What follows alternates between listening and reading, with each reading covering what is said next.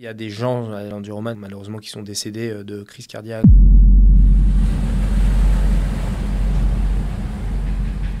J'avais jamais nagé, jamais mis mon cul sur un vélo et j'avais un petit peu couru. J'arrive en me disant, t'inquiète, tu vas traverser la Manche. Dans une eau qui est à 12 degrés. Pendant 3 heures, j'ai eu le mal de mer. Si tu bois plus de 7 fois la tasse dans ta traversée, c'est mort. Le capitaine du bateau m'a dit, soit tu montes, soit tu meurs. Quand tu regardes combien de temps ça fait, c'est quand ça va pas. Tu ne traverseras pas.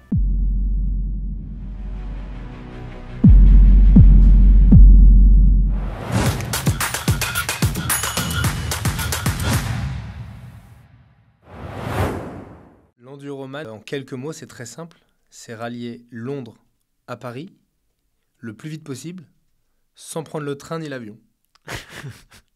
J'aime bien cette définition. Plus communément, c'est appelé Arch to Arc, ou en gros Marble Arch au centre de Londres, et Arc de Triomphe pour arriver sur notre belle place de l'Étoile.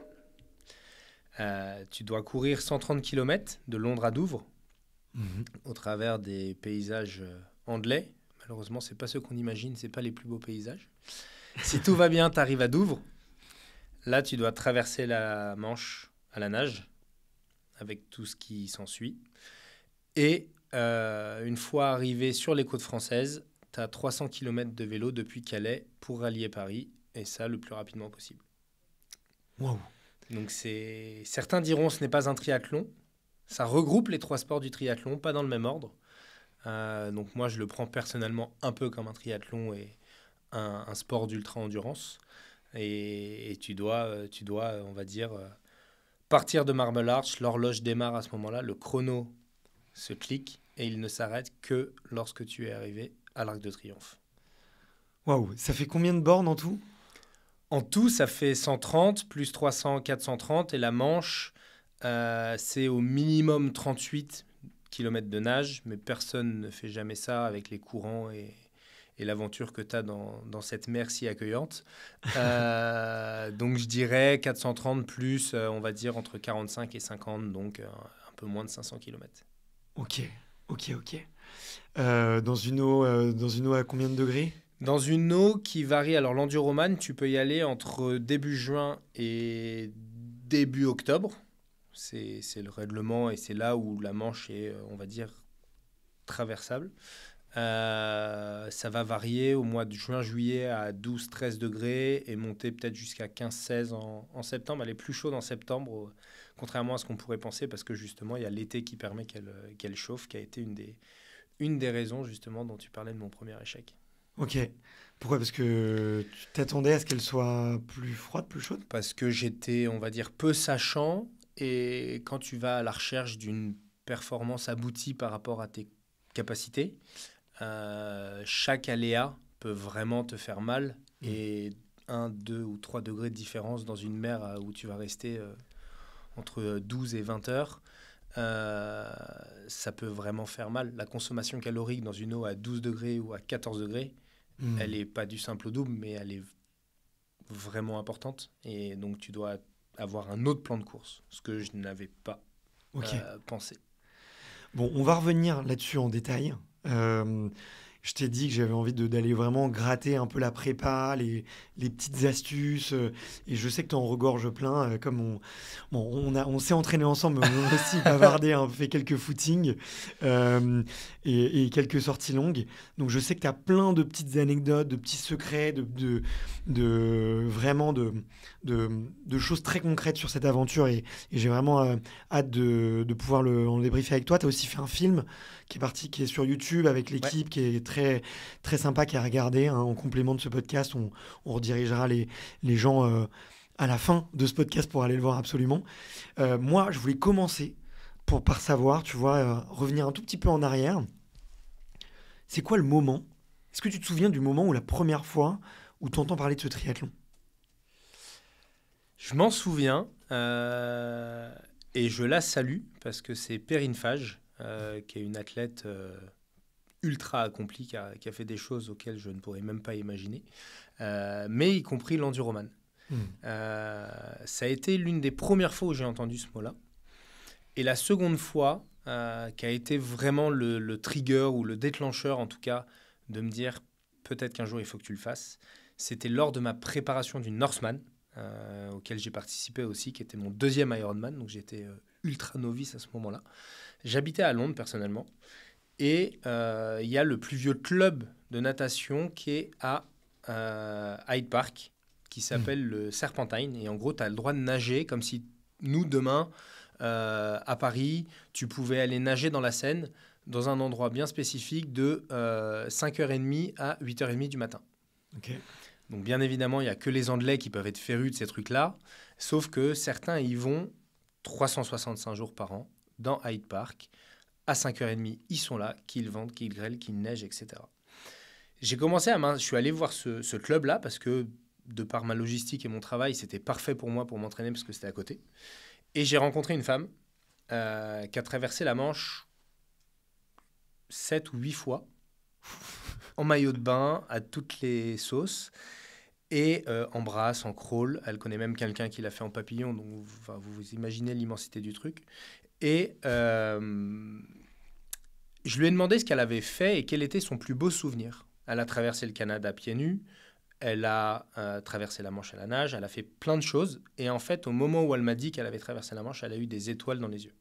Elle s'est dit, c'est la plus belle chose sportive et d'endurance que j'ai pu faire. Et personnellement, à ce moment-là, en 2018, je me suis dit, moi aussi, j'ai envie d'avoir des étoiles dans les yeux, mais j'en suis incapable. Et c'est un peu comme ça que, petit à petit, j'ai créé un puzzle. Je ne suis pas nageur, donc juste traverser la Manche, c'était pas ce qui me donnait le plus envie, entre guillemets. Mais je commençais le triathlon, le Northman s'était bien passé, et je me suis dit, pourquoi pas ajouter, on va dire, une première épreuve de course à pied qui est Londres-Douvres, et faire du vélo, ce que tu aimes bien, pour finalement rentrer à la maison au lieu de prendre le train depuis Calais. Et ce chemin a mis 3 ans. Le Covid est passé par là. Et du coup, un peu l'excitation de l'impossible m'a appelé. Et c'est là où j'ai commencé à mettre en place un peu tout en œuvre pour pouvoir participer à l'Enduroman. Ok. C'est quoi ton CV sportif quand tu rencontres cette dame? D'ailleurs, c'est quoi son nom, si on peut lui rendre hommage? Alors, elle s'appelle Kate. Et son nom, je le remettrai par écrit, mais elle aime bien, c'est la beauté de cette personne-là aussi, c'est que c'est vivons heureux, vivons cachés. D'accord, ok. Donc, elle a fait beaucoup de choses. Elle a traversé les 7 mers les plus compliquées. Elle vit par la natation et son mari est un pêcheur. Ok. Bon, pour les curieux, j'essaierai de retrouver une petite trace et je mettrai un lien tout en bas de la description. Mais pour la petite anecdote, c'est une des meilleures amies de la personne qui a eu le film fait sur elle sur Netflix, sur la traversée de la Manche. Ok, d'accord. Bon, je mettrai aussi un petit lien. À l'Enduroman, le fondateur m'a souvent dit Enduroman, it's not about what you're gonna do. C'est pas sur ce que tu vas t'entraîner et ce que tu vas faire pendant le moment où tu as eu ta validation de l'inscription et le jour J que ça va donner la performance. Enduroman, it's all about what you have in the bank. Qu'est-ce que tu as fait par le passé qui fait que tu vas être en capacité de traverser la Manche et d'arriver à l'Arc de Triomphe. Donc ces apprentissages, comme tu les appelles, et je suis entièrement d'accord avec ça, c'est effectivement des choses que tu crées via des petites expériences qui te permettent d'aller chercher un peu plus de confiance en fait. Plus tu vas être confiant, plus tu vas être en capacité à aller chercher un peu plus de performance. Donc cette confiance, ça passe par un bon entourage, un bon entraînement, une bonne alimentation, un bon sommeil. Tous ces petits éléments que tu agrèges ensemble te permettent de te dire, je vais tout casser et j'y vais et j'ai peur de personne, de rien et je sais ce que je dois faire. Okay. À partir du moment où tu sais ce que tu dois faire, déjà même ton corps, il le ressent. Ta fréquence cardiaque, elle diminue. Tu es dans un climat où tu te sens en confiance, tu te sens protégé, tu ne te sens pas mis à mal ou te dire qu'est-ce qui va m'arriver, parce que dans ce cas-là, à partir de ce moment-là, au moment où ça t'arrive, tu perds tous tes moyens, toutes tes dispositions, tu peux avoir mal au ventre, tu peux avoir des crampes, il y a plein de choses qui peuvent se passer, alors que si chaque chose qui se passe, tu te dis, j'ai dans ma trousse, dans mon petit sac, je sais comment le traiter, ça va. Et c'est un peu là pareil, la traversée de la Manche, c'est une somme d'impondérables et de choses imprévisibles qui font qu'en fait, tu deviens à te mettre dans un climat où tout ce qui est imprévisible, il faut que tu sois en mesure de le prévoir. Ok. Passionnant tout ça. Il y a combien de personnes qui t'accompagnent? Tu as le droit à 2 personnes, donc c'est assez restreint entre guillemets. C'est ce qu'ils appellent le support. Et en fait, tu as un pilote qui suit la voiture et qui est un véhicule parce que c'est d'un point A à un point B. Et après, quelqu'un qui est en autorisation de te ravitailler, de te donner de l'eau, de te donner à bouffer et de t'accompagner sur la course pour changer tes vêtements parce que il peut faire chaud, froid et grêlé. Et donc, tu as 2 personnes qui te sont dédiées. Ok. Là aussi, il faut bien les choisir, j'imagine. Il faut bien les choisir. Et un point important pour demain, les gens qui souhaitent faire l'enduroman, il ne faut pas oublier que le support, à mon avis, il est responsable à entre 30 et 50% de ton succès ou de ton échec. Pourquoi ? Parce qu'en fait, lui aussi doit se préparer. Lui aussi doit se préparer à avoir un athlète en face de lui qui peut perdre ses moyens, qui peut être fatigué, qui peut oublier de faire quelque chose. Et en fait, tu dois prendre la place de l'athlète pour lui dire quoi faire, pour lui donner à manger à ce bon moment, pour l'alimenter. Et ça, c'est essentiel demain. Si vous souhaitez vous lancer dans une course un peu comme celle-ci qui nécessite un support, il faut prendre en compte que c'est pas simplement « Ah bah tiens, je vais demander à mon pote de m'aider ». Il a un rôle qui va conditionner le succès ou l'échec de ta participation à cette course. Personnellement, l'enduroman, la première fois, j'ai fini de courir. J'ai fini les 130 km assez rapidement en 15h30. Le lendemain matin, je devais traverser la Manche. Tous autant qu'on est. J'ai pas petit déjeuner. Je suis parti pour traverser la Manche sans petit déjeuner. Personne s'est dit, tiens, il n'a pas mangé, c'est pas grave. C'est toi qui oublies et tout le monde oublie. Exactement. Non, mais Thomas, il sait ce qu'il doit faire, laissez-le faire.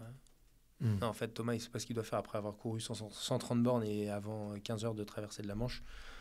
Et j'ai pas mangé. Donc forcément, c'était voué à l'échec. Il y a d'autres choses qui se sont passées, mais c'est impossible. Ouais. Waouh, c'est passionnant ça. Et tu penses qu'il faut... Enfin, pour l'enduroman, c'était nécessaire que ton équipe de support ait l'expérience du Norseman avant?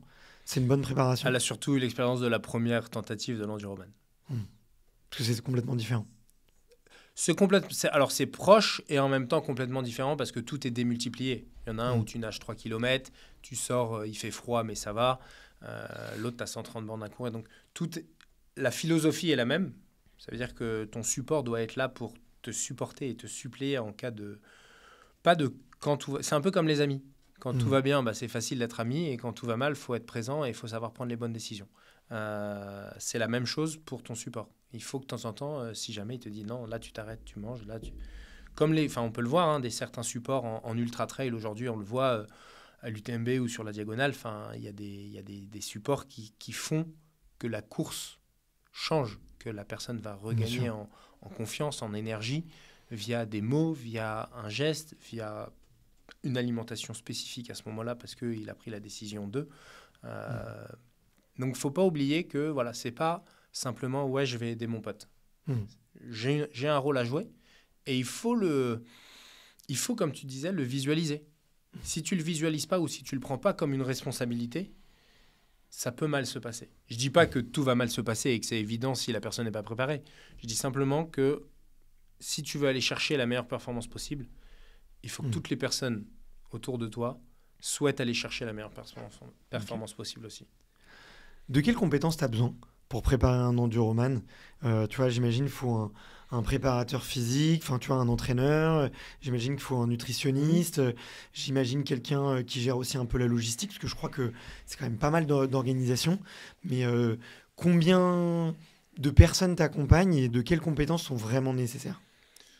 Je pense qu'il y a plusieurs questions dans ta question sur le fait que l'enduroman, effectivement, c'est assez long, donc ça va demander de la logistique, de l'entraînement. Il y a donc toute la partie organisationnelle sur laquelle tu es accompagné quand même par l'organisation, mais ils te disent quand même... En toute honnêteté, tu es un peu livré à toi-même. Ils te donnent les 3-4 grands principes sur lesquels tu peux réserver un hôtel à Douvres si tu veux te reposer, mais après c'est à toi de louer ton véhicule, de t'assurer de la logistique, de la planification, de ta nutrition, de tout. Il faut 2 véhicules, en plus, j'imagine. Il en faut un à Calais et un à... Alors, tu peux en avoir un à Londres et le temps que tu traverses la Manche, t'inquiète pas que lui, sur le ferry, il va beaucoup plus vite que toi. Donc, généralement, c'est pas un problème. Nous, on avait un véhicule qui nous a suivis de Londres à Paris. Ça se fait très bien. C'est pas le bout du monde, en toute franchise. Il te donne les traces GPX et il t'explique tout. Donc, ça demande un peu de logistique, mais c'est pas un casse-tête non plus. Okay. Ensuite, il y a toute la préparation, où là, effectivement, tu mentionnais les entraîneurs, les nutritionnistes, etc. Je pense que c'est un peu propre à chacun en fonction de ce que tu penses que tu as besoin. Encore une fois, il faut rentrer dans un climat de confiance pour être en capacité de s'entraîner correctement sur une période longue. C'est pas 12 semaines comme une prépa marathon ou une prépa classique. C'est quelque chose qui est beaucoup plus long. Donc, il faut trouver un environnement dans lequel tu es confortable et dans lequel tu te sens en capacité de donner l'énergie que tu as pour l'entraînement. Moi, ma crainte, et c'est comme ça que j'ai créé, où je me suis entouré, c'était de relâcher la pression sur des choses qui ne sont pas nécessaires. Je n'ai pas la connaissance pour faire du coaching ou préparer quelqu'un à l'enduroman, j'ai pris un coach. Je n'ai pas la connaissance pour m'assurer que je ne vais pas me blesser, je vais voir un chiropracteur et des kinés et des ostéos. J'ai la connaissance pour gérer mon temps, ma planification vis-à-vis du boulot. Donc, je me suis organisé pour m'assurer que les entraînements pouvaient rentrer dans l'agenda. En gros, tout ce que je suis en capacité de faire sans avoir une pression supplémentaire qui va être délétère pour mon entraînement, je le fais. Tout ce que je pense qui n'est pas faisable, ou en tout cas dans mes moyens, sans ajouter un stress, une pression ou rendre l'entraînement impossible pour telle et telle raison, j'essaie de le donner à quelqu'un d'autre, entre guillemets, qui m'entoure et qui est dans l'équipe. Je pense que c'est ça qui est important quand tu te prépares sur un truc aussi long, c'est qu'est-ce qui me fout en stress et est-ce que je peux le mettre de côté ou est-ce que je peux le donner à quelqu'un d'autre ou est-ce que je peux apprendre pour que demain, ce ne soit pas un stress. Je reste persuadé qu'à chaque fois que tu es, entre guillemets, dans un fauteuil, tu vas pouvoir performer, tu vas pouvoir exceller. À partir du moment où on se dit souvent il faut sortir de sa zone de confort. Je ne dis pas qu'il ne faut pas en sortir. Je dis juste que plus tu l'élargis, plus elle devient grande, plus tu vas être en capacité d'aller chercher ce que les autres ne vont pas chercher. Tu n'as pas beaucoup parlé de préparation mentale. Moi, je te perçois comme un mec très sûr de toi, qui a beaucoup de confiance en toi. Dès le premier jour, tu savais que tu tirais au bout? Alors, la première fois, du coup, j'ai échoué. Donc, bizarrement, je pensais que j'allais aller au bout parce que j'avais jamais vécu ce que j'ai vécu le jour du premier enduroman à l'entraînement. Ça m'est arrivé une seule fois où, en gros, qu'est-ce qui m'est arrivé? J'ai couru vite, très vite, sous une chaleur éreintante. J'ai commencé à 8h du matin à Londres, il faisait presque 25 degrés. Donc, forcément, le corps ne réagit pas de la même manière. À 14h, il faisait 35 degrés. Enfin, c'était vraiment très chaud. J'ai eu le second meilleur temps qu'il y ait jamais eu sur l'enduroman. Sur la course? Ouais, sur la course. Et je me dis, j'avais dans ma tête un objectif de 48-50 heures, qui était le record du monde de l'enduroman. Et à mes dépens, du coup, j'ai appris qu'en fait, chaque enduroman est différent. Tu peux pas te comparer d'un enduroman à un autre, parce que les conditions ne sont pas les mêmes. Donc, en fait, tu joues pas à terrain égal. Et donc, j'ai fini de courir. J'ai dormi que 4 heures, parce que c'était mon plan de course, pour justement battre ce record. Et il y a eu 2 choses. La première chose, c'est que lorsque tu fais un ultra comme ça, je ne sais pas si les gens qui nous écoutent l'ont déjà vécu, mais en gros, tu as ce qu'on appelle une fièvre régénératrice. J'en ai beaucoup parlé avec un médecin. Okay. Où en gros, pour récupérer en mode accéléré, il n'y a pas 10 000 moyens de récupérer. Soit tu vas par les urines, par les selles, soit par la sudation. C'est ça qui va permettre d'évacuer les toxines. Tu n'as pas d'autres moyens. Donc le corps, il chauffe, il fait de l'inflammation, quoi. Qu'est-ce qui s'est passé? Je suis allé me coucher et pendant 2 heures, j'ai dû monter à pas loin de 40 de fièvre et j'ai sué et j'ai commencé ma traversée de la Manche dans le lit. Honnêtement, aujourd'hui, je ne sais pas qui est dans la chambre d'hôtel, mais je pense qu'il est encore mouillé, le lit. Parce que justement, tu as cette récupération accélérée, parce que le corps sait que l'épreuve n'est pas terminée, il sait qu'il va devoir repartir. Il le sait, c'est dans ma tête. Je pense qu'à ça, en fait. Et donc, j'ai eu 2 heures où j'ai cru que j'allais clamser. et 2 heures de repos. Mais donc, et je me suis réveillé, j'ai pas petit déjeuner, et j'arrive en me disant, bah, t'inquiète, tu vas traverser la Manche. Dans une eau qui est à 12 degrés, au mois de juin. C'est quoi? C'est que t'as pas faim à ce moment-là si tu pars sans manger? Ah non, c'est un oubli complet. Moi, j'ai toujours faim. Ça, c'est un principe de base. et, et donc, en fait, c'est une erreur. C'est une erreur stratégique réelle. Je saute dans l'eau et je nage. Je la fais un peu en accéléré, mais je nage pendant 2 nuits et... non, 2 jours, à 6 heures du matin. Je nage pendant 7 heures. Et en fait, pendant 3 heures, j'ai eu le mal de mer. Les 3 premières ou... Non, les 3 dernières. Ouais. J'ai vraiment eu le mal de mer à vomir, à ne plus en pouvoir. Et en fait, si tu vomis, en plus, ça veut dire que tu ne peux plus t'alimenter. Donc là, tu mets ta santé en jeu en plus d'être dans un environnement quand même qui est ultra hostile, dans une eau à 12 degrés. Donc le corps a besoin d'énergie. Enfin, tous les éléments faisaient que c'était un peu genre, quand tu fais, tu sais, ton chemin yes, no... et ben là, c'était no, no, no. Et après, c'était hôpital et ça va pas aller. Donc, après 3 heures de nage, à essayer d'être résilient et de te dire ça va passer, tu vas y arriver. Et le capitaine du bateau m'a dit soit tu montes, soit potentiellement tu meurs, ou tu en as encore pour minimum 20 heures dans cet état-là. Et à mettre ta santé en jeu. Donc, à ce moment-là, je me suis dit il n'y a pas 10 000 solutions en fait. Donc, je suis monté sur le bateau après 7 heures de nage. Et là, tu entames quelque chose de complètement nouveau. Et pour répondre à ta question sur est-ce que tu es sûr de toi, je pense que quand tu pars pour un enduroman, il faut un minimum de confiance. Et c'est ce que j'explique sur cette zone de confort. Plus elle est large, plus tu vas te dire je vais y arriver. J'avais pas du tout visualisé ce scénario. Jamais. Parce que je l'ai... là, 2 ans après, c'est facile d'en parler et de te dire, OK, qu'est-ce que tu as fait qui t'a envoyé à cet échec-là et cette confiance, aujourd'hui, elle est différente parce que dans un temps record après, je suis reparti, seulement 4 semaines après. Donc, clairement, je n'avais pas récupéré, je n'avais pas le même pic de forme. Mais tu as tout ce processus de comment reconstruire ce climat de confiance et ce puzzle. Est-ce que je vais repartir dans les mêmes conditions? Est-ce que je vise le même temps? Comment gérer les aléas météorologiques? Comment repartir dans l'eau? Ne pas en fait reproduire les mêmes erreurs que lors de la première tentative. Et effectivement, tu as raison sur, à mon avis, la confiance sur laquelle tu dois avoir. Typiquement, la première fois, je pense qu'il faut rester humble devant cette épreuve. Je suis arrivé en me disant, je vais traverser la Manche. Je vais la battre. J'utilisais des termes comme il faut battre la Manche, etc. La deuxième fois, c'était j'espère que je ne vais pas la déranger et je vais juste passer parce que c'est mon seul endroit où je dois passer. Mais je ne veux pas créer de vagues et en toute humilité, je veux juste passer de Douvres à Calais. Et effectivement, c'est un mindset, c'est une philosophie, un état d'esprit qui est différent.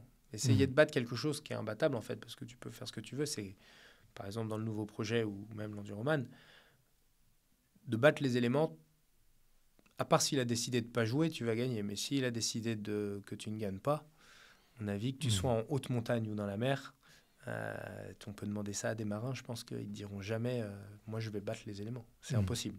Donc, aujourd'hui, c'est souvent ramener ce climat de confiance et cette sûreté là où tu peux et ne pas trop en faire. Tu as cet abandon, combien de temps après tu te dis je veux repartir? Il se passe quoi? Honnêtement, il se passe beaucoup de choses parce que, entre guillemets, tu as toute cette adrénaline depuis le mois de janvier, tu te prépares, tu as toute une excitation, tu arrives à ton climax, entre guillemets, et en fait, à 10h du mat, tu as abandonné, à 18h, tu es rentré à Paris, tu es chez toi, et étant donné que je bosse, le lendemain à 9h, tu dois aller au boulot, quoi. Et je t'avoue que la chute, elle fait mal. Ce jour-là, café, on te dit ça va, pas trop dur. Potentiellement ce jour-là, je suis pas arrivé à 9h et tu te dis c'est un peu fini, quoi. Et tout le monde vient te voir, sans aucune animosité. C'est plus de la compassion, mais t'es genre je reste sportif dans l'âme, donc tu as une certaine compétitivité, une certaine fierté à te dire non, mais il y a un truc qui s'est mal passé parce que j'étais persuadé que j'en avais les capacités, en tout cas qu'on avait mis ensemble avec l'équipe les éléments pour arriver à ce succès. Et donc, tu te dis, bon, bah, qu'est-ce que je fais? Et j'ai une amie qui vient d'écrire un livre sur les petites expérimentations, Anne-Laure Lequinf, pour ceux qui souhaitent le voir, qui est très intéressante, qui m'a envoyé un truc qui est, tu traverses le cycle du héros. Donc, d'arriver au top, et en fait, tu retournes dans les abîmes, et avant de pouvoir remonter, il va falloir passer par des étapes. Et donc, j'ai pris ce petit schéma qui est en gros un cycle, sur comment remonter les étapes, et ce, le plus rapidement possible. Donc, aujourd'hui, on voit plein de choses sur les réseaux de ce type-là, mais en gros, j'en ai parlé avec mes proches, j'ai parlé avec ma femme en me disant, c'est pas terminé, il reste un truc, et pour elle et pour moi, c'était soit tu y retournes tout de suite, soit tu y retournes jamais. Parce qu'en gros, 1 an plus tard, je serais pas plus prêt. J'aurais pas une meilleure forme. C'est pas un manque physique, c'était pas un manque physique. Donc, c'était une mauvaise gestion ou un manque d'apprentissage sur cette épreuve-là. Et il y a un peu 2 écoles sur l'apprentissage. Il y a un peu l'école anglo-saxonne où pendant 7-10 jours, tu vas faire 20 heures par jour un truc et tu vas devenir plutôt bon, ou en tout cas, tu vas comprendre comment il faut faire. Ou alors 2-3 heures par semaine pendant 10 ans et au final, tu commences à comprendre. Moi, je suis plutôt dans le fast learning et la première épreuve de l'enduroman, c'était, tu as été essayé en conditions réelles, tu t'es rendu compte de ce que c'est, maintenant, il faut y retourner. Et donc, j'ai appelé l'organisation et avec qui je m'entends plutôt bien, et je leur ai dit, essayez de me trouver un créneau parce que c'est pas terminé. Je peux pas ne pas y retourner, et pourtant, tout en sachant que c'est un peu à double tranchant. Si ça se passe mal, ou si tu échoues une seconde fois, tu te fais récupérer un peu à la petite cuillère, quoi.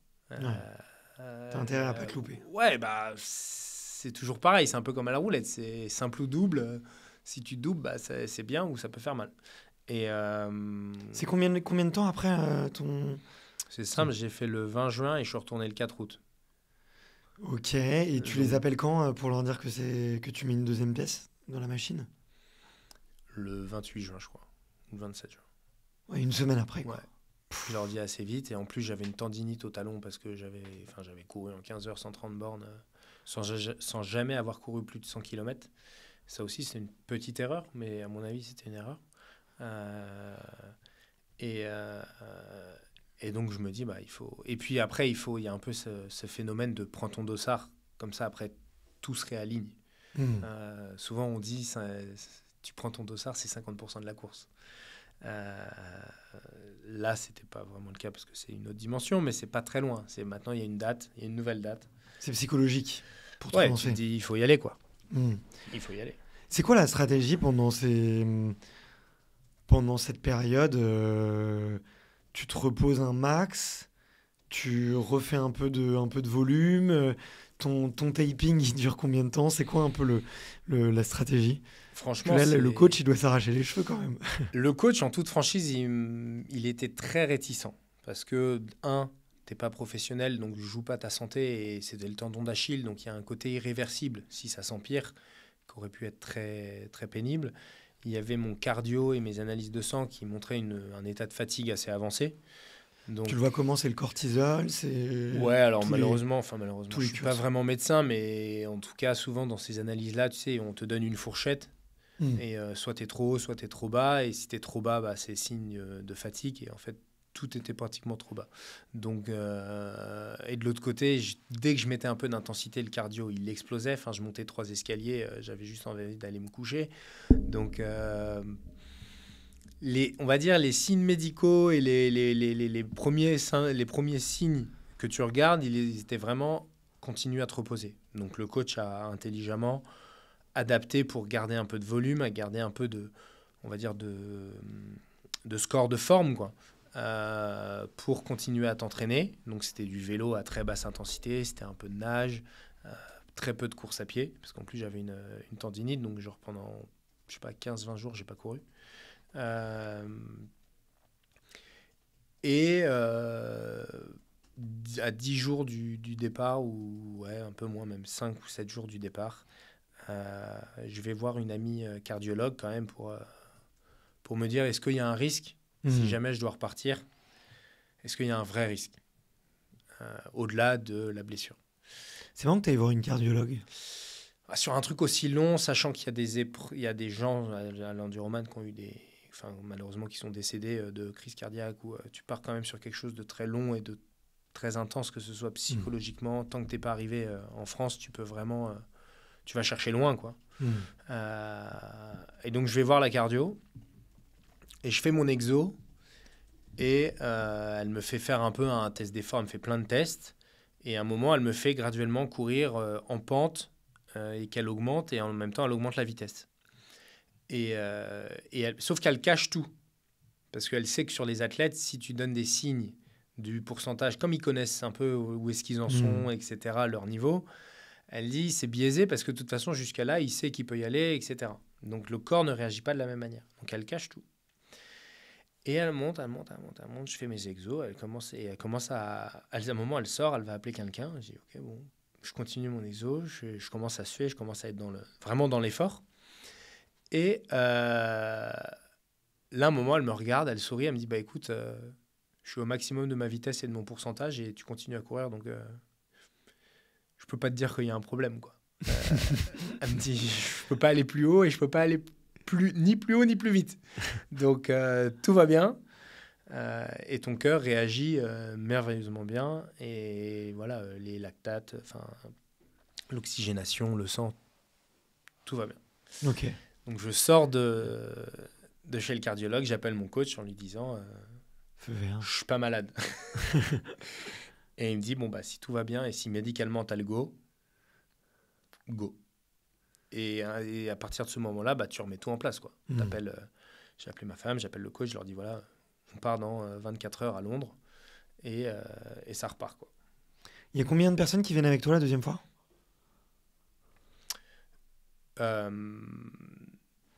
Mon coach qui m'a rejoint 5 minutes avant le départ parce qu'il a eu un retard sur le train et sur l'avion. Ma femme, ma mère, mon frère. Et voilà, 4. C'était assez comité restreint, entre guillemets. Ouais, il faut. Comité restreint,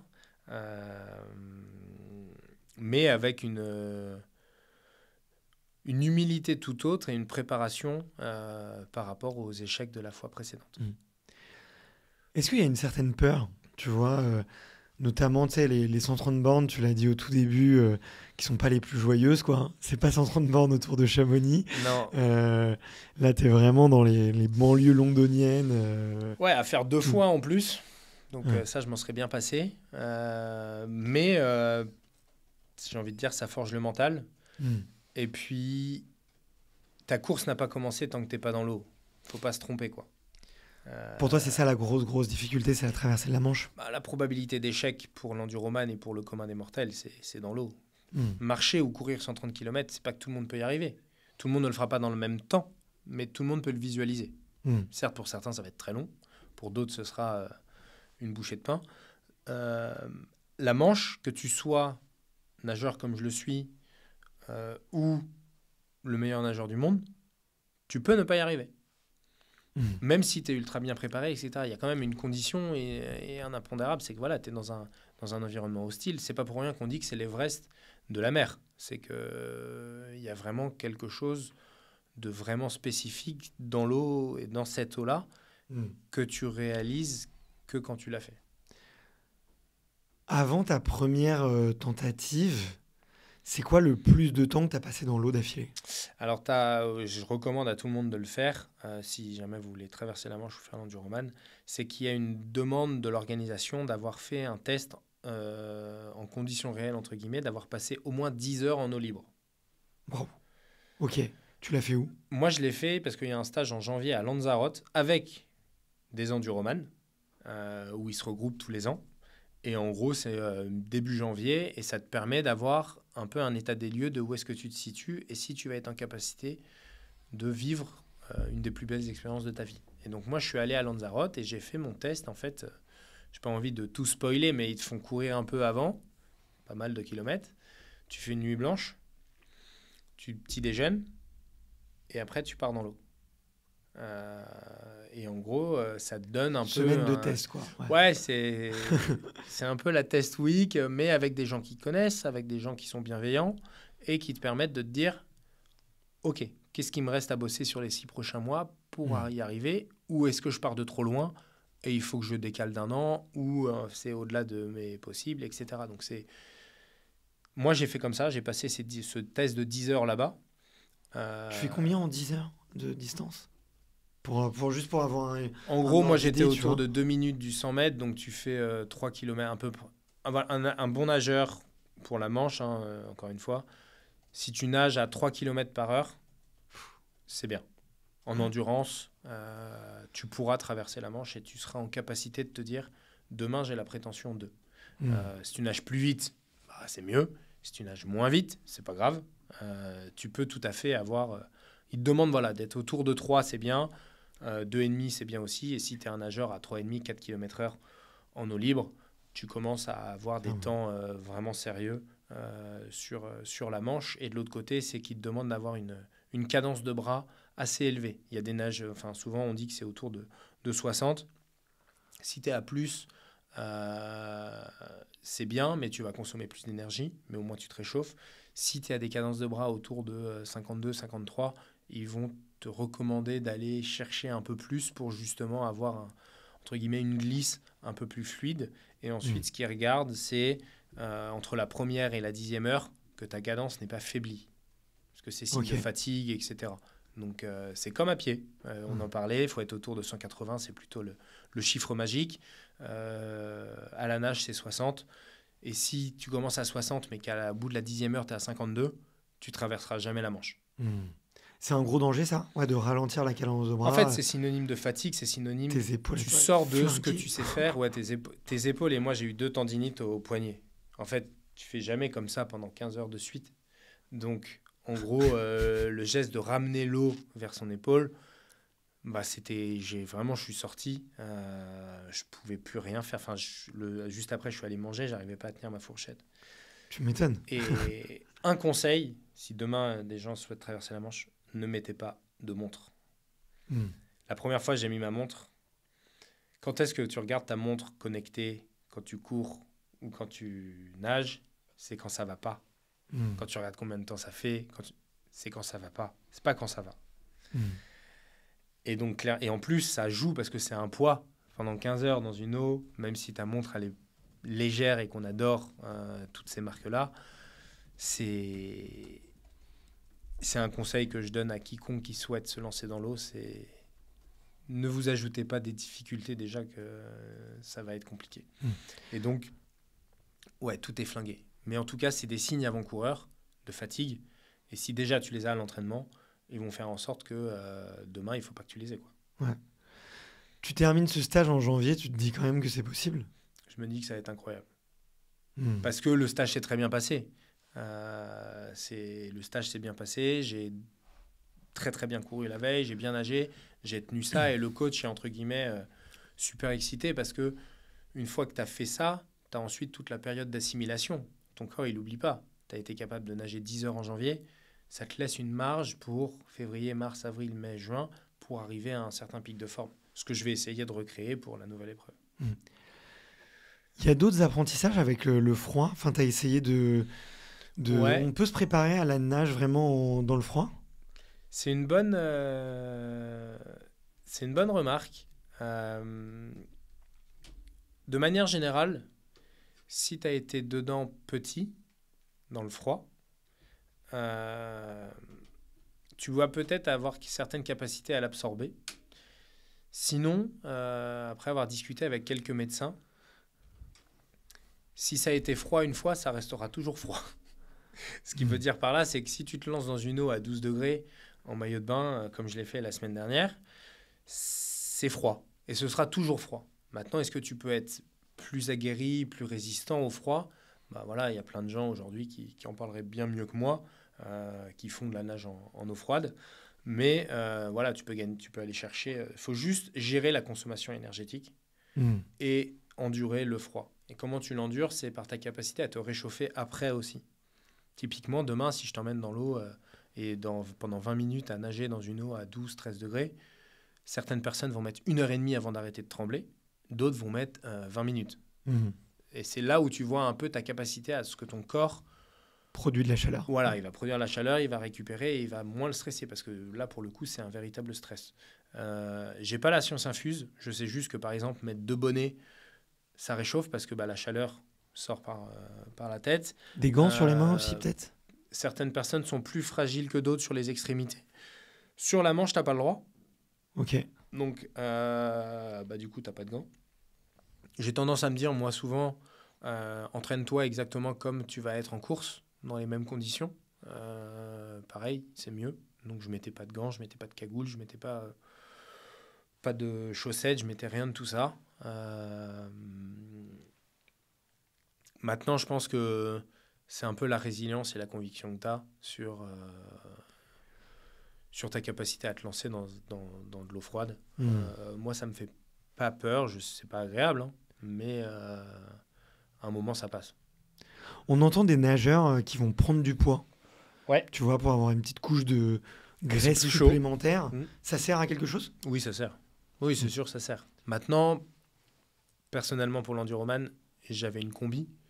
Donc, dans ce cas-là, ça sert beaucoup moins. Si tu décides de traverser en maillot de bain, effectivement, d'avoir un peu de gras va te permettre de réchauffer parce que ça réchauffe le corps, quoi. C'est naturel et tu as une dépense calorique qui est différente. Tu as un peu plus de réserve. Enfin, voilà, c'est pas mathématique, mais c'est de la physique. Enfin, bien sûr.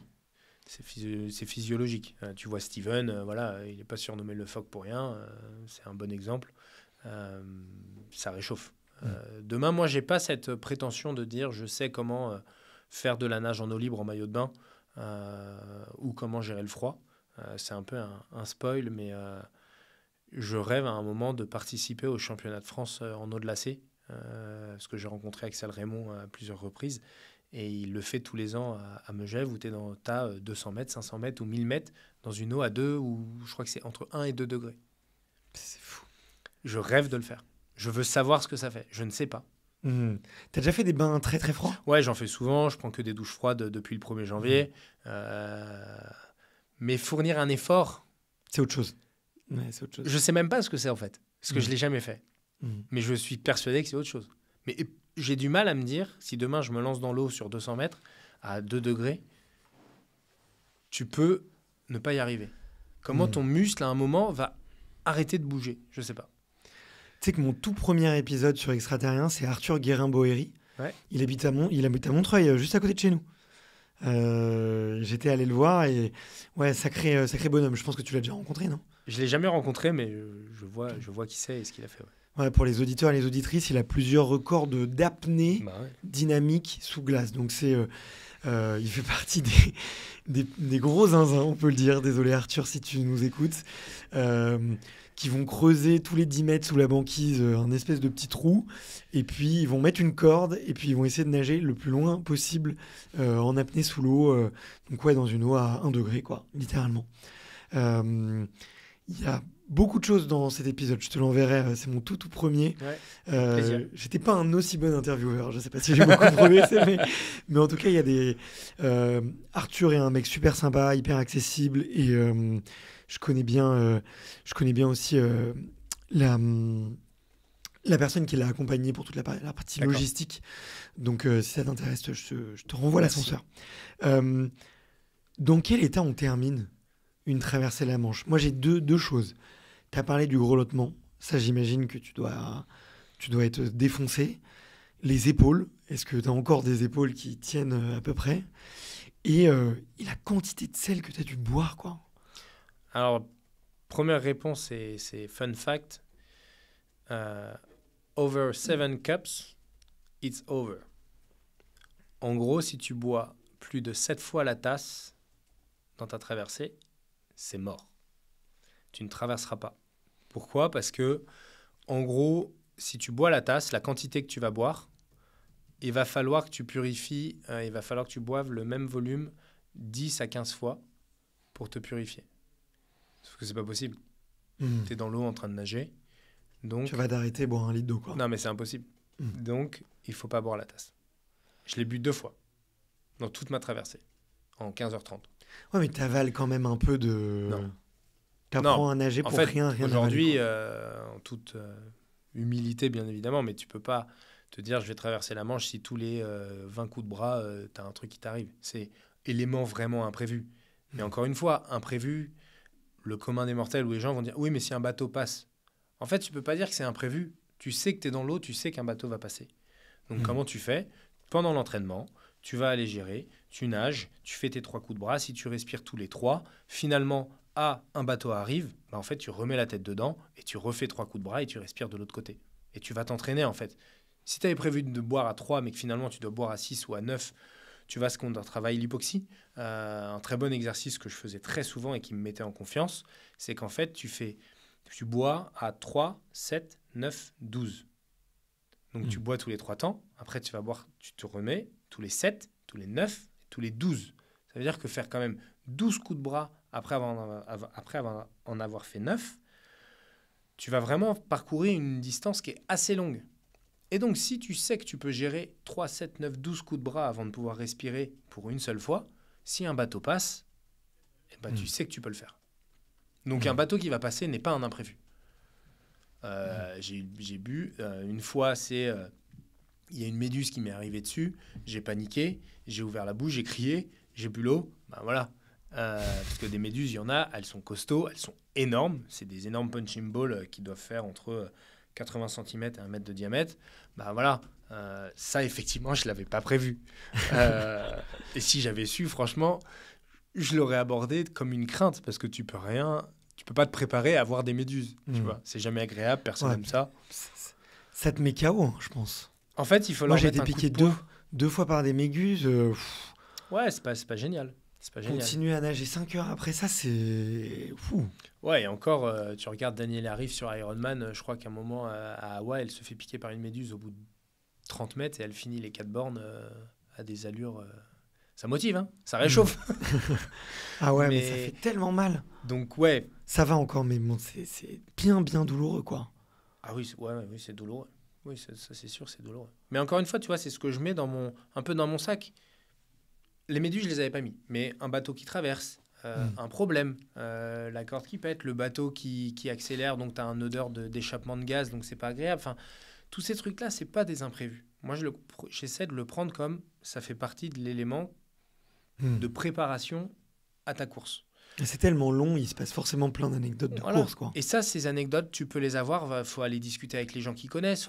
Faut aller s'entourer de personnes qui l'ont déjà fait, qui ont échoué, pourquoi elles ont échoué. Et ça te permet de t'alimenter, de te nourrir pour justement demain te dire ok, là, je suis prêt. Et c'est pareil pour un 5 km, pour un 800 mètres, pour un 400 mètres. Tu vas parler à, je sais pas moi, Diagana ou n'importe qui. Tu vas lui dire bah tiens, le lactique, il est quand? Il va te le dire. Hein, il va te dire c'est à 312 mètres, 333. Enfin. Mm. En fonction de... Et c'est pareil, à mon avis, pour toute épreuve. On s'est rencontré avec l'Aerox. Voilà, l'Aerox, c'est 1 heure d'effort. Il peut se passer plein de choses en 1 heure. C'est pareil. Et donc, pour répondre à ta question, dans quel état tu sors? Bah déjà, il faut... Ça dépend un peu des profils. Mais tu sors déjà assez atteint. Moi, personnellement, j'ai mis 15h30 pour traverser la Manche. C'est un bon temps. C'est un temps, j'ai envie de dire, au-dessus de la moyenne. Les gens mettent entre 12-30 et 24 heures. Donc, je suis plus près des 12-30 que des 24 heures. Il y avait des bonnes conditions ce jour-là aussi? J'avais des conditions... En fait, tu pars pas dans des mauvaises conditions. Il faut être honnête. Normalement, maintenant, il peut se passer plein de choses. Le courant peut s'inverser, le vent peut se lever. La première traversée, j'ai eu des creux et des vagues. T'étais pas le bienvenu, quoi. Mais je peux pas me cacher derrière ça parce que si j'avais été prêt, bien évidemment, tu peux te prévoir des creux et des vagues. Donc, j'ai mal géré, donc ça m'a pas permis d'aller chercher cette énergie pour traverser la seconde fois. La deuxième fois, j'ai eu 2 moments un peu durs où j'étais devant contre le courant. Bah voilà, là j'ai tenu, j'ai serré les dents, mais parce que j'étais en forme, j'avais l'énergie suffisante, tu avais fait en sorte que... Donc tu pars pas dans des conditions où on sait que tu vas pas y arriver. Maintenant, la première fois, typiquement, il y a 12 personnes qui sont parties en même temps que moi ce jour-là. Je crois qu'il y en a que 2 qui ont réussi. Pour la traversée. Ouais. Donc ça fait du bien au mental et personnellement de me dire, bon, bah voilà, je suis pas le seul. La deuxième fois, il y a aussi eu des échecs. Je crois qu'on était une quinzaine et on est 8 ou 9 à avoir réussi. Donc après, chacun en déduit ce qu'il veut. Bien sûr. Mais tu peux... et l'état de tes épaules, déjà, il y a le sel qui te ronge. Donc, tu es assez creusé. Et ça aussi, c'est propre à chacun. Il y a des personnes qui vont gonfler. Il y a d'autres qui vont pas gonfler. Si tu as trop serré tes lunettes, bah, tu vas vraiment avoir une sale tête. Tu vas t'évarrer un peu. Je sais pas si vous l'avez vu, mais un peu de lait dans Harry Potter. Tu vois, c'est un peu bouffi. Et les épaules, j'ai envie de dire, c'est l'endurance. Si tu as tenu 5 heures, 7 heures, tu peux en tenir 15. À partir du moment où tu as répété ce même cycle, encore et encore, toutes les heures 30, toutes les 2 heures, c'est juste que tu répètes quelque chose à nouveau. Donc oui, il peut se passer des trucs, mais dans l'ensemble, si tu as réussi, c'est comme un Ironman, une bonne performance sur Ironman. Quand tu finis, ça va. Les gens que tu vois dans un état les plus critiques, pareil au marathon, hein, c'est les personnes qui finissent entre 2 heures et 3 heures, j'ai envie de dire. Tu les vois terminer. Ils sont bien. Elles sont plutôt bien dans l'ensemble. Celles entre 4h30 et 5h30, tu sens qu'ils ont vécu quelque chose de difficile. La différence, c'est que la manche, tu n'as pas cette opportunité de pouvoir finir. Parce qu'en fait, tu vas monter sur le bateau, parce que sinon, tu vas crever. Donc, si tu finis, c'est que tu es plutôt bien. C'est que tu es plutôt dans un état OK. Il n'existe personne dans l'enduroman. On est 53 ou 50, entre 53 et 55 à l'avoir fait. Il n'y a que 2 personnes qui n'ont pas fini l'enduroman à cause de la partie vélo. Tous les autres, c'est des abandons dans la Manche. Ouais. Et en plus, les autres, c'est des problèmes techniques, matériels. Il y en a un qui était malade. Donc, tu vois, quand t'as fini de traverser la Manche, tu arrives au bout. Ce qui prouve que tu es dans un état plutôt OK, parce que 300 km de vélo, faut quand même les faire. Hein. Ouais, bien sûr. Sur 15 heures, tu t'alimentes uniquement avec du liquide? Ouais. Ou t'as du solide? Non, alors tu as du solide. Moi, je mangeais des bananes. Ça aussi, chacun a son plan d'alimentation. Tu peux en parler si tu fais les stages, etc. La seule chose qu'il faut, c'est vraiment être en capacité de savoir nager avec le bide plein. C'est comme les gens, et on en parlait la dernière fois, qui te disent non, mais moi, j'aime pas courir avec le ventre plein.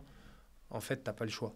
Là, il faut nager. Il m'est arrivé de temps en temps d'aller manger, entre guillemets, une côte de bœuf ou vraiment un plat ultra consistant. Et 20 minutes après, je partais et je sautais dans l'eau et je nageais pendant 3 heures. Parce qu'il faut apprendre à rentrer en phase de digestion. Il faut apprendre à gérer justement comment l'afflux sanguin dans ton corps, quand déjà tu es à l'horizontale, pas à la verticale.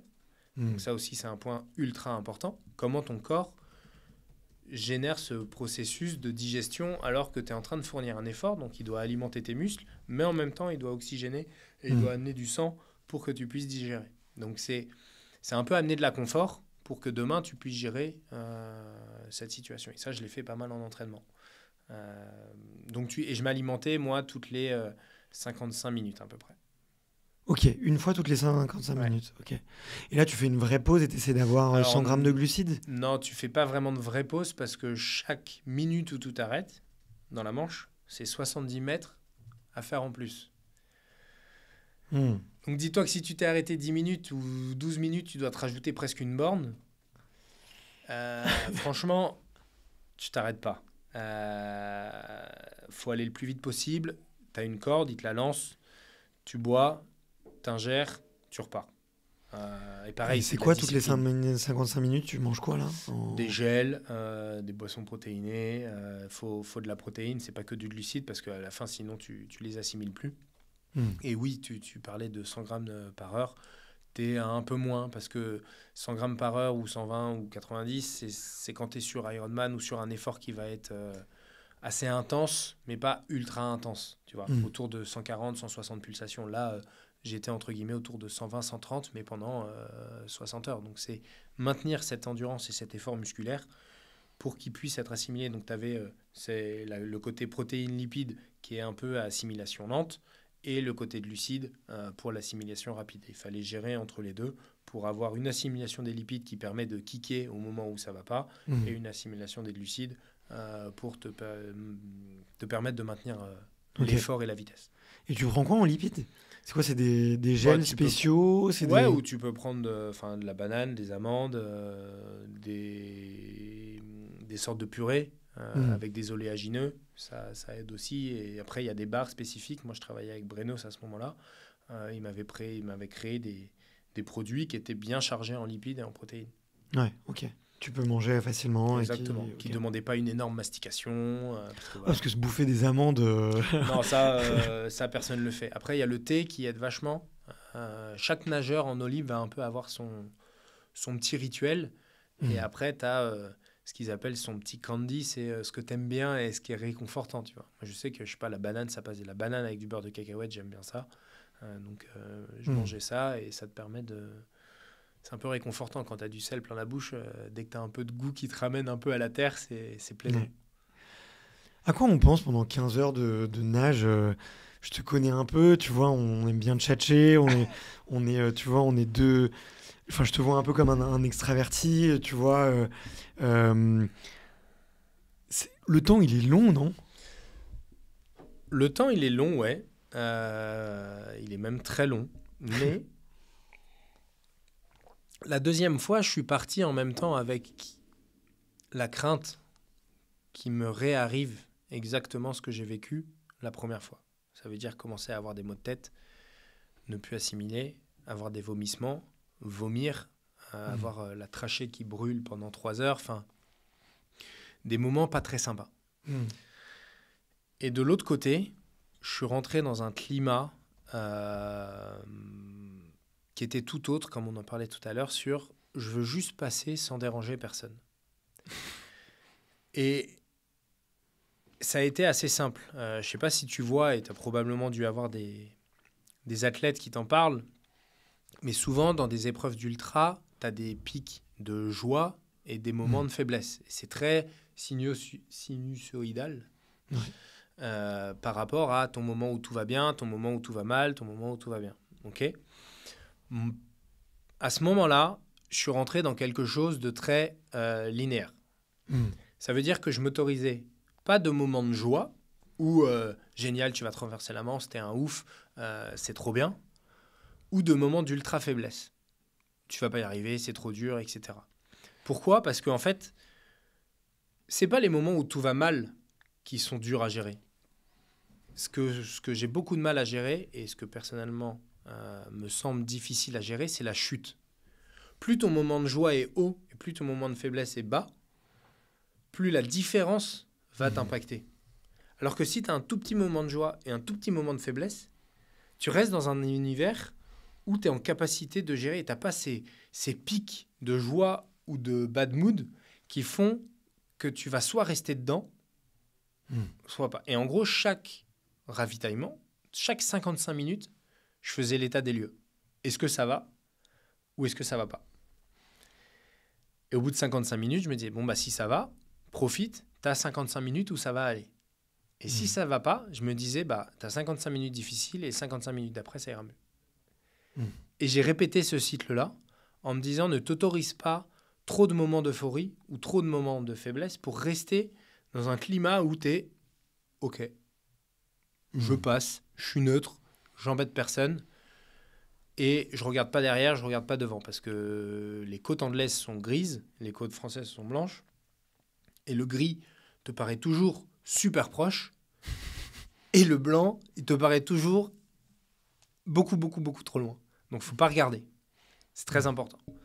Et j'ai fait l'erreur de regarder, il me restait pas tant que ça, il me restait 4 ou 5 heures de nage. Je vais lever la tête, et encore pas tant que ça, c'est quand même 4 ou 5 heures de nage. Je lève la tête et je vois le truc, et je me dis, putain, mais il me reste 20 heures, enfin, c'est beaucoup trop loin.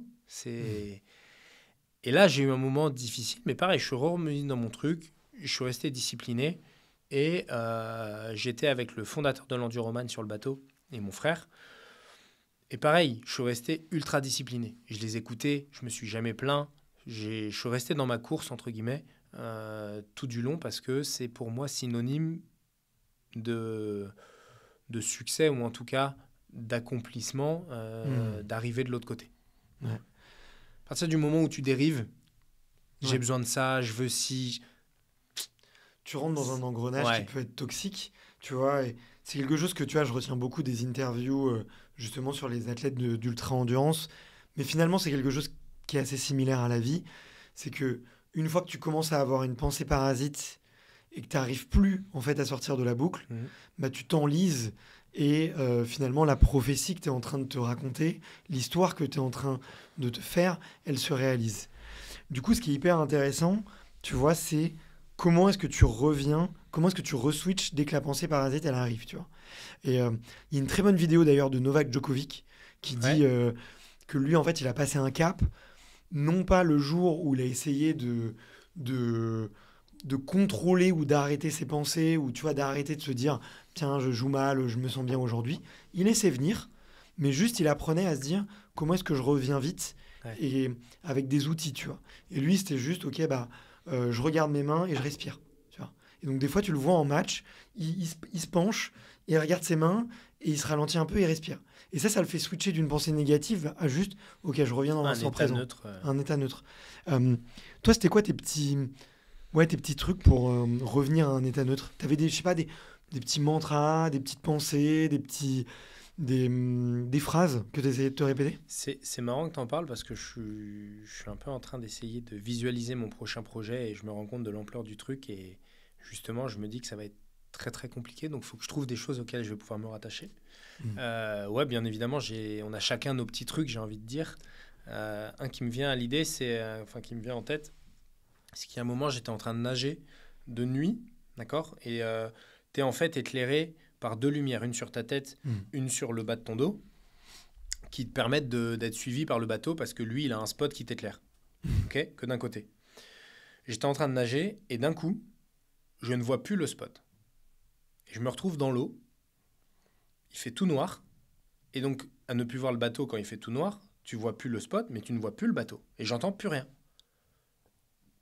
Et là, je me dis, mais je peux. Enfin, ma première pensée, c'est le bateau ne peut pas avoir coulé, c'est pas possible. Enfin, il y a un problème. J'entends plus de bruit et je me retrouve tout seul dans l'eau. Donc là, je commence à avoir un élément de panique qui me fout dans un climat mais atroce. Et en fait, j'avais nagé pas droit et j'avais tourné autour du bateau, donc je m'étais retrouvé de l'autre côté. Mais il n'y avait pas de spot parce qu'il était éclairé que d'un côté. Et d'un coup, j'entends mon frère crier, on est là, on est là. Et donc, je me remets à faire le tour du bateau, mais j'ai cru que j'étais tout seul dans l'eau. Et donc là, je me suis dit, ok, bon, bah, faut revenir, remets-toi dans ta course, rentre dans ton truc.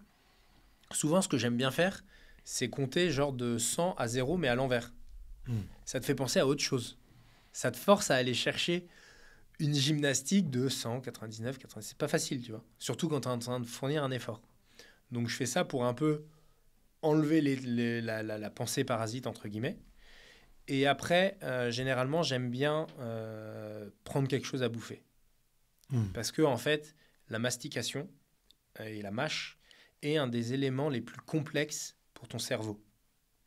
Donc, tout se détend. Tout ton corps se détend à partir du moment où tu mâches. Souvent, on me dit, mâche, ça va te faire du bien, tu délies, etc. En fait, c'est que c'est ultra complexe. Donc, ça rend ton corps plus souple et les autres parties de ton corps qui peuvent être pas courbaturées, mais en gros contractées, c'est plus facile. Donc, généralement, tu me l'as dit et ça m'a beaucoup aidé. Moi, je sais que je mâche très souvent. Pareil, en trail, quand je suis en train de descendre, j'essaye de mastiquer, de mâcher. Pas comme un chewing-gum, hein, mais juste des petits moments, ça permet de t'aider. Ok, hyper intéressant. Comment ça se passe le vélo après? Il y avait des trucs que tu n'avais pas prévus? C'est un bonheur. J'avais pas prévu d'aller aussi vite. Non, je rigole. Oui, j'ai un truc que j'ai pas prévu qui était au détriment du crew. C'est qu'en arrivant à Calais, tu as le droit de te reposer. Et j'avais pas réservé d'hôtel. Donc on avait nulle part où dormir ou de se reposer en arrivant à Calais avant de partir sur le vélo. Du coup, on a dormi dans les voitures. Et après, j'ai un ami qui habite à Calais qui me suivait sur Instagram, qui a vu ça et on a pu aller. J'ai pu me reposer chez lui. Donc je le remercie grandement. Prendre une douche aussi? Et prendre une douche, exactement. Donc ça a été un des éléments forts, j'ai envie de dire, de cette course. Ok. Sachant qu'en plus, moi, j'avais toujours un peu cette envie de performance et de bon temps sur l'enduroman.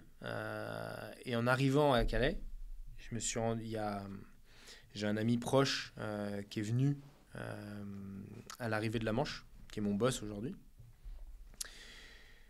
qui nous a dit on va tous dîner ensemble avant de prendre le vélo.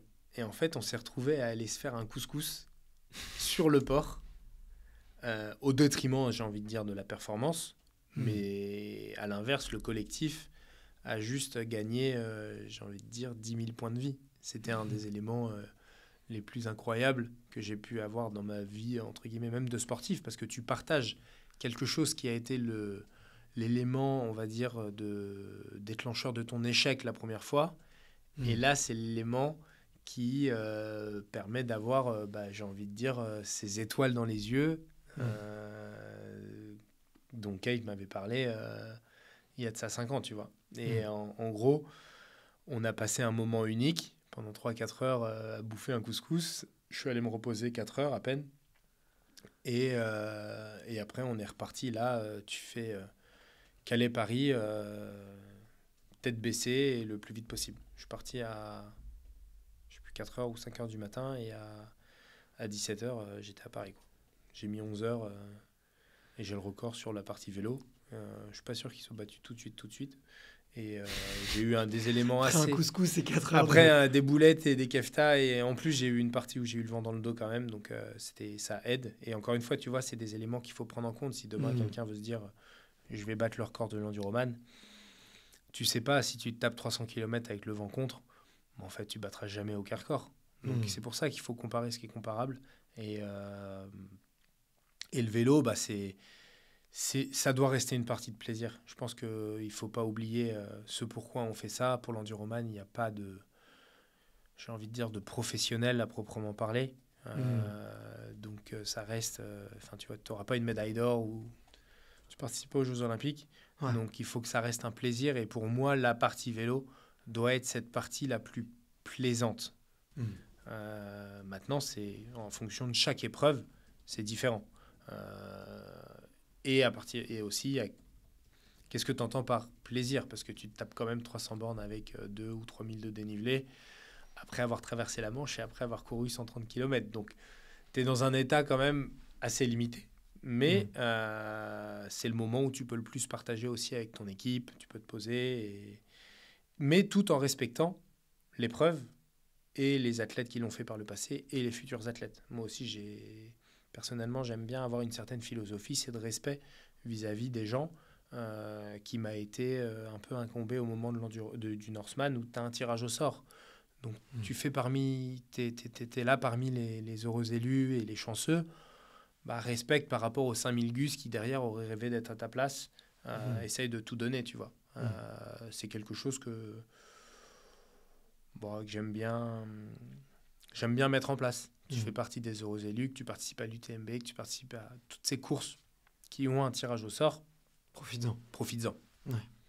Il y a beaucoup de gens qui te contactent pour préparer un enduroman. Je me dis, il y a combien de gens en rêve ou se lancent dans une prépa Beaucoup en rêve. Ça ne me fait pas du tout rêver. Hein. Il y a un côté absolument exceptionnel, tu vois, forcément qui force l'admiration, mais de passer 15 heures dans l'eau, c'est ça, j'y prends pas de plaisir. Tu vois. Autant la course à pied et le vélo, je te dis oui direct. Ouais. Je me dis j'ai envie de le faire. Autant les 15 heures dans l'eau, je le vois avec beaucoup de souffrance et d'inconfort. Et ce que tu me racontes ne me rassure pas. Non, c'est sûr que, en gros, la philosophie de cette course, elle attise, elle anime, elle fait rêver.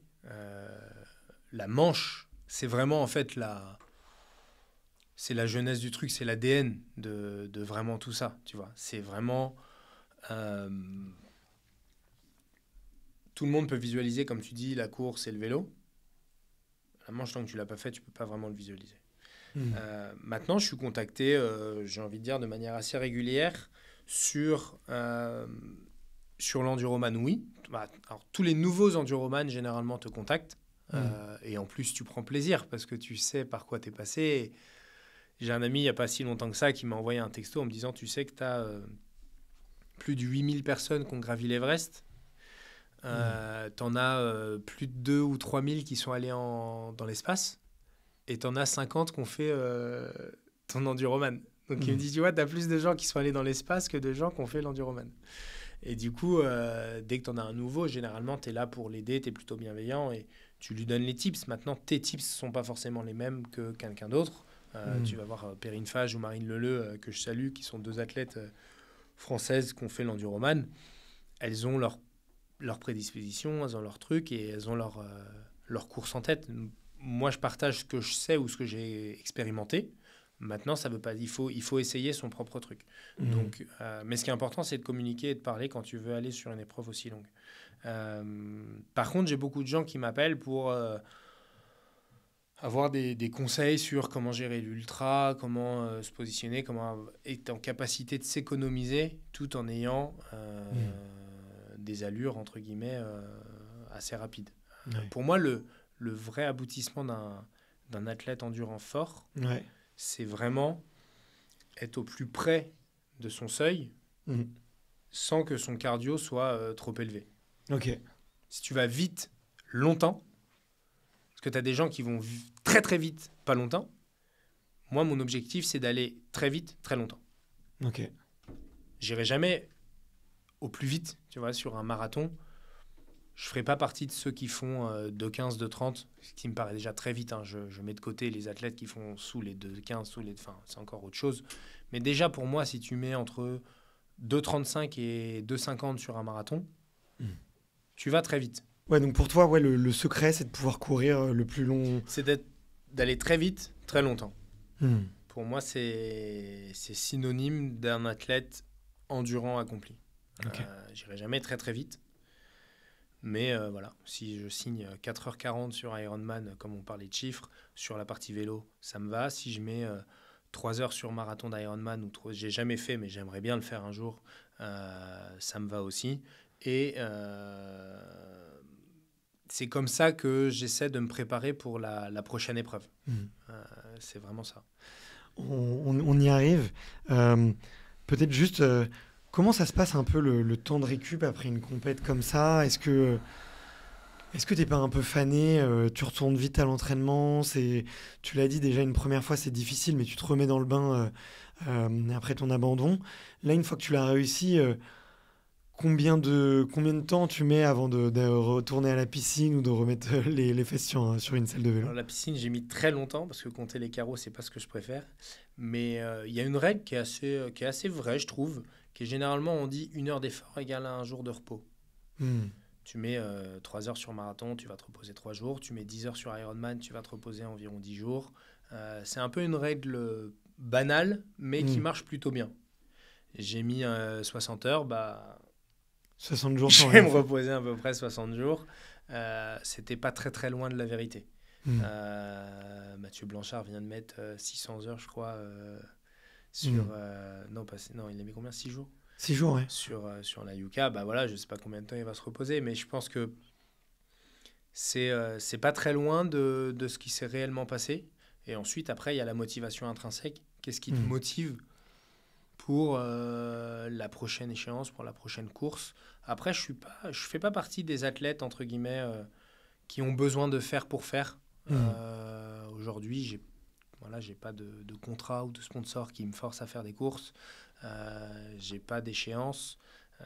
J'ai pas une communauté où je me dis, oh là là, si je poste pas ou je fais pas quelque chose, je vais perdre des gens, je vais perdre des followers, j'en sais rien, mais j'ai pas cette ADN, je suis pas printé comme ça.